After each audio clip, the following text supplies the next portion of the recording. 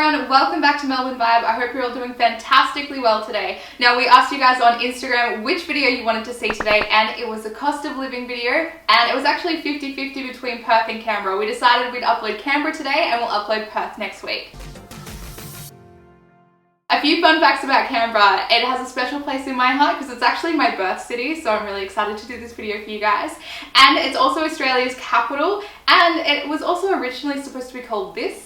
I don't even know what that word says. Now, if you're new, don't forget to hit that subscribe button and turn on the notification bell so you're notified every time we upload a video.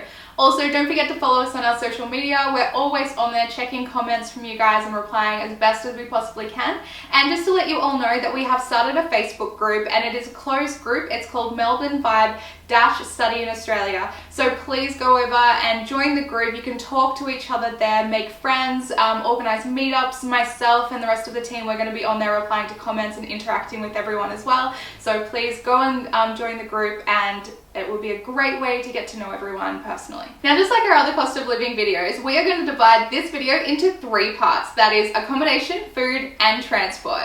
Now, these 3 things are going to determine your cost of living in the city of Canberra. Number 1, accommodation. Now, if you're looking to stay close to the University of Canberra, you'll be paying at least $160 per week for your own room. If you're studying at ANU and you want to stay close to ANU, then you'll be paying at least $250 per week for your own room, and that's purely because it's really close to the city. Now, in saying that, it's really easy to get around Canberra, and you could probably stay just about anywhere and get the buses, which will go into transport soon. But how we always say, if you share your room with somebody, then of course it's going to be cheaper because you're going to be halving your expenses. Also, when you're seeking your rental accommodation, make sure you find out if your utilities are covered in your rent price. That includes your water, gas, electricity, and internet.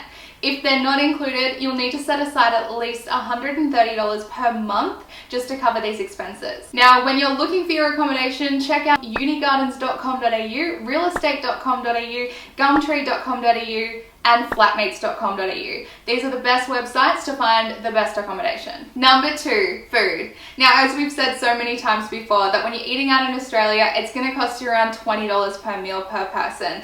But I would highly recommend trying the food when you're in Canberra because it is so well known for its fresh cuisine, and it's constantly winning awards for how amazing its food is. Now, my favorite place to go is the old bus depot markets on a Sunday, where you can not only buy gifts and send them home to your family and friends, but you can also get fresh fruit and vegetables at wholesale prices. Now, you're looking at spending around $150 to $200 per month on your groceries. Now, our best options are Woolworths, Coles, and Aldi, which are our 3 major supermarkets in Australia. And there are a lot of Asian and Indian grocery stores all over Canberra, so you won't be missing out on anything. Number 3, transport. Now, the cheapest way to get around Canberra will be the bus services, which is the Action buses. Now, they have a My Way card. They also have a cash option, but I would recommend getting a My Way card because it's going to work out a lot cheaper. If you're a tertiary student or a university student, you can use this card to travel at $1.50 per trip. Or if you're just a general person traveling, then it's going to cost you around $3 per trip. Or if you're just visiting Canberra and you want to get around on the buses, you'll be spending around $9 per day with a cash pass, or $4.50 if you're a student or concession card holder. Now, if you're planning to buy a car in Canberra, the best places to look are drive.com.au, gumtree.com.au, and Facebook buy, swap, and sell pages. Now, just keep in mind that it can get quite expensive, so you'll be spending a minimum of $2,000 just to buy a decent second-hand car, and then on top of that, you'll need to pay for your insurance, which can cost you around $500 a year, $800 a year on your registration, $1.30 per litre on your fuel, and at least $200 per service, and you're going to need at least 2 of those per year. So just make sure that that's something that you budget for. So if you don't really need it, it's probably not recommended. Now, Canberra is really easy to get around. It's actually quite flat, and it's not that big. You can probably bike ride from one end to the other in, I don't know, a couple of hours or less than 2 hours. So if you are looking at having complete free transport, then I would recommend getting a bicycle because it's easy to ride around, and it's actually quite a beautiful city to see. And then, of course, Canberra has Uber and taxi, so that works out to be roughly around $20 per 8 to 10 Ks. Now, just to summarize, your monthly expenses are going to look a little like this. So your rent will be around $600 to $900 per month. Your food will be around $150 to $250 per month. Your transport's going to cost you around $100 per month.